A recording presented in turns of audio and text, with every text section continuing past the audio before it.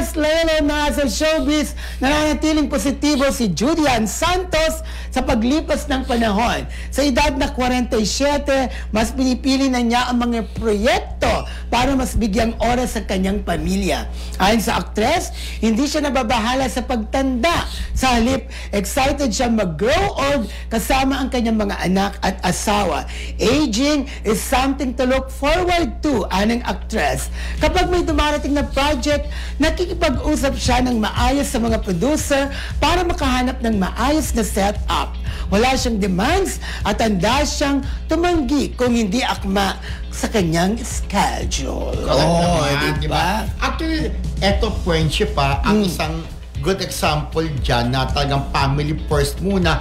Yung sila Marin tsaka si Ding Dong, di ba? Kapag nagtatrabaho yung isa, lalo na nung panahon ng pandemic, hindi nagtatrabaho yung isa. Ayaw nga dati din ni Marian, di ba, na yung, meron sila, ang matawag doon, yung nag-stay ng matagal sa isang lugar.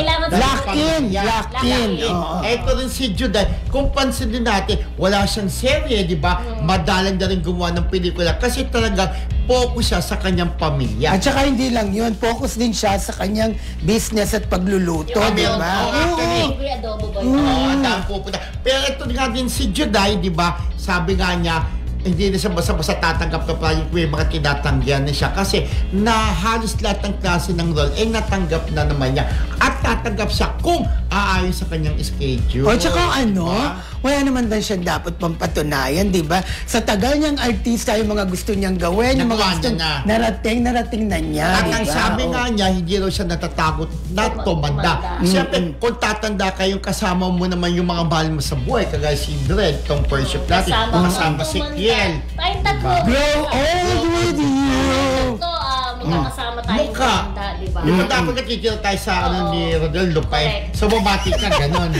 Sabi ko, kanina mo pa hawak yung cellphone mo para may babatiin ka. So, siyempre live na live tayo, no? Maria Teresa Sumayang, Hickser, ayan, Maria, Rachel Diestro, Marcelita ng UK, nandyan na siya, Revelyn Starkey ng Colorado, USA, Rona Tumolak, nandyan na rin. Yes, hello din kay Mami Amores, kay Tapet Roque, Marina Corazon, Annalyn Hiccup, Jaime Libadizas, Ate Remy Nidoy, Marie Tisay, kay Ate 20 Seconds, kay wala din ako, kay Ate Norma Mauricio, kay Ate Cecil Pili, Ate Linda Moreno, si Ate sino po ba? Ate Evelyn Chu at ang kanyang kaibigan na ating friends na love, belated happy birthday kay Ate Carmen Doladas.